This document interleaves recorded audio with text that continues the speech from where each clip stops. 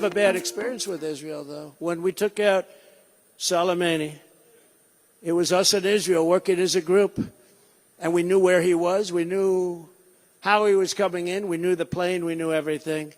We worked on it for weeks, for months, actually, but we worked on it for weeks. And the night before, I don't think this has ever been told. They'll say, oh, it's classified information. Well, maybe it is, but I don't think so. Israel was going to do this with us, and it was being planned and working on it for months, and now we had everything all set to go. And the night before it happened, I got a call that Israel will not be participating in this attack. So let's do it. And he came onto the plane, and we followed him right from the Situation Room. We followed the whole thing, and about 15 seconds later, it was all over, and we did it.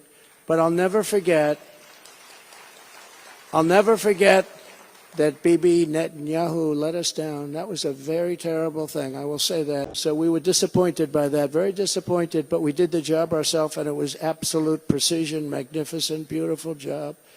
And then Bibi tried to take credit for it. That wasn't good. That didn't make me feel too good, but that's all right. So they got to strengthen themselves up because they're fighting a big force. You have chaos, bloodshed, war, terror, and death. Look what's happening today. Because the occupant of the White House is a laughingstock. All over the world, America's enemies cannot believe how lucky they got. They got real lucky. Every monster, villain, dictator, and terrorist, and there are plenty of them. I know most of them. I got to know a lot of them. All over the planet, they're having a field day because they know they will never have it better than they do with Crooked Joe, who in many cases receive money from those countries. I wonder what Representative Rick Roth. Thank you, Rick. Just remember how much safer the world was under the Trump administration. After so many years of beheadings, bedlam, slaughter in the Middle East, we completely obliterated the ISIS territorial caliphate, and we did it in a matter of weeks. And I fought for Israel like no president in history, but then Crooked Joe Biden came along and tossed Israel to the bloodthirsty jihadists. That's what happened. And under Biden, the same people that attacked Israel, killing, raping, torturing, and maiming innocent civilians, are right now pouring into our once beautiful USA. I have to say that, once beautiful, because what's happened to our country in 3 years is not even to be believed. But they're pouring in through totally open southern borders, and they're coming in at numbers that are not being reported by the fake news correctly. They're coming in many, many millions, close to 15 million in my opinion. They're flooding in from Afghanistan, Yemen, Syria, Somalia, Iraq, Iran, unscreened, unvetted, and totally uncontrolled.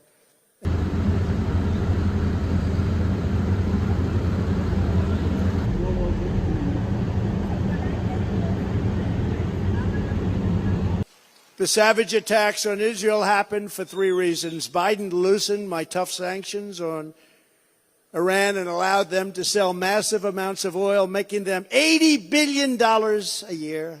Congratulations. They were making nothing with us. And unfortunately, with the most corrupt and incompetent president in our history, we're closer to World War III than anyone can understand. There's never been a time where we've been closer. We're inches away, and we have a man that literally can't speak. He can't get off a stage.